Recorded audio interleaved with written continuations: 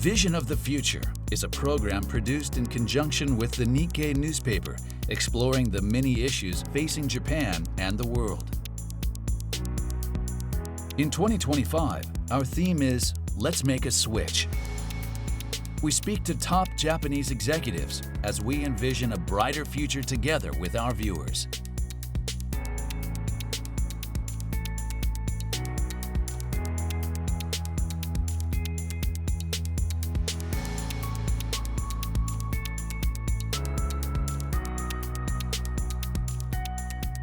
Our guest this time is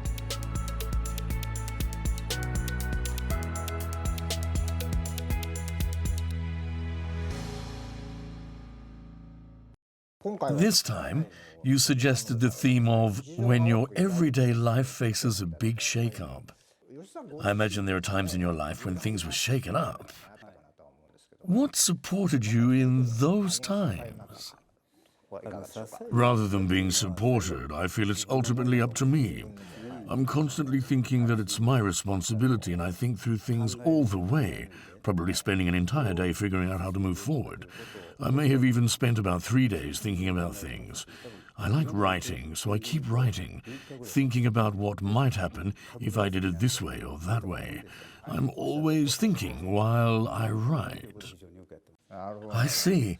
So does the process of writing clarify or help organize your ideas? Yes, and it relieves the stress I'm feeling. When writing, I write things that I don't even want to vocalize. Then I'll categorize them into bullet points to figure out how to get myself out of the situation and what I should do. By doing that, I can calm down. Is that your method or formula for overcoming problems?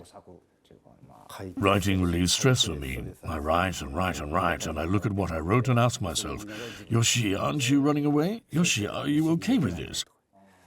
I usually write this on the back of advertisement flyers. The back of flyers? It was a habit that my father had. My father would write things on the back of flyers all the time. I'd like to ask you about your professional life before and after you became company president. I'm sure there were various situations such as when you were general manager or branch manager. How were you able to overcome challenges in those times?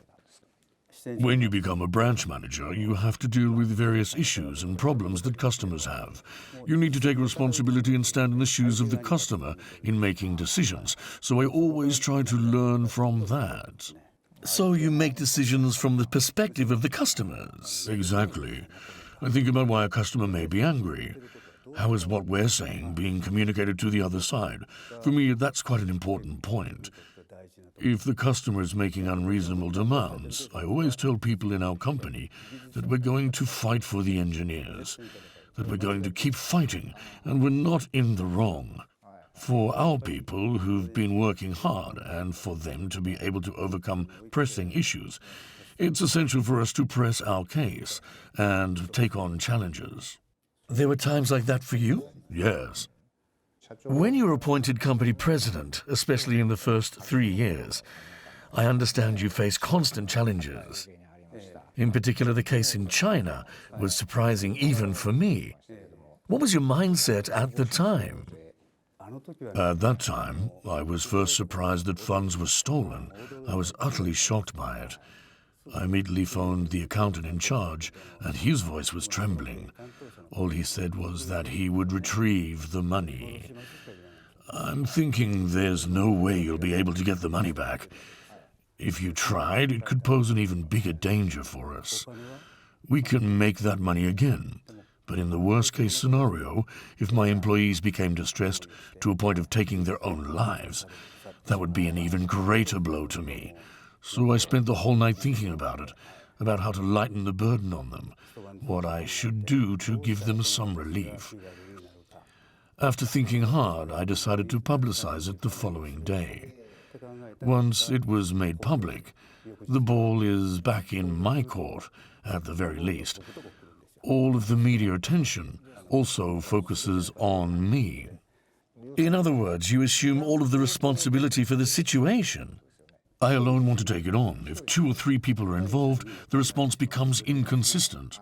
I see. So I hammer out as consistent a story, a plan, as possible. Sometimes it may be easier to discuss issues with someone, for example. Emotionally, you can also spread out the risk.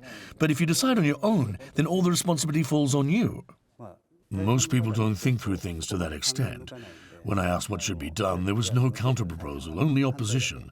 They just said the opposite, things they shouldn't say publicly. But why? That's how far I think through things. You made public that you didn't fully understand the situation of the news conference. I wanted to make it public as soon as possible and release the information we had. The money in our accounts had disappeared. The suspects were still on the run, but we couldn't publicize that because that's an issue for the Chinese authorities since it happened in China. At the same time, it was nearing the end of March and we had to file our annual report. I felt that the situation would have been worse had we known and not said anything. Our investor relations office told me they felt I handled it very well. Probably not everyone is in agreement with my decisions, but there are those who work together with me. Later we dealt with building code violations and national certification fraud. 2019 was a tough year. And in December of 2021, we had a 1-month business suspension. That was also quite difficult. But I had employees who supported me throughout. These Dear Boss messages are something they sent me. They were my mentees, all of them. Nearly 100 of them who I mentored when I led the Tokyo head office. They had to be worried with business suspended for a whole month. I'm sure. But they wrote they believed in me, the president at the time, and would continue supporting me. Are those personal messages? This is a personal message telling me spring will surely come. That's impressive. When they're in trouble, then it's my turn to help them. It's the spirit of paying it forward. That must be a treasure for you. It is a treasure. That's why you still carry it around. I always have it with me. Let's say one day the situation suddenly changes. When there are situations such as headwinds, what kind of advice would you give as a senior executive who's overcome various hardships? First, to think of problems as if they are your own. When that ball lands in your court, you need to face it head on. If you run from a problem, it'll chase you. So you should absolutely face up to it. You also need to think about your emotional balance. So when you can't sustain that drive, just go back to what you love. Go look at your child smile. Take in the scenery. Go see a movie. You know what it takes to clear your own mind. So go and do that.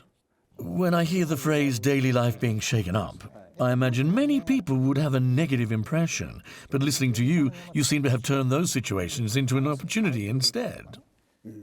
That may be the outcome, but I think probably everyone can overcome challenges. You might overcome them in a way you never imagined, and ultimately you're back on the starting line. So I think overcoming challenges is sufficient. So rather than solving something, the motivation to overcome what's in front of you is more important. Yes, to face challenges and to think through things. When there's a shakeup, be keenly aware of where you are. And if you survey the landscape both from where you are and from the opposite perspective, you may be surprised at how interesting it actually is. To see things from a perspective that you don't typically take. Exactly. Things are truly different when viewed from the opposite perspective.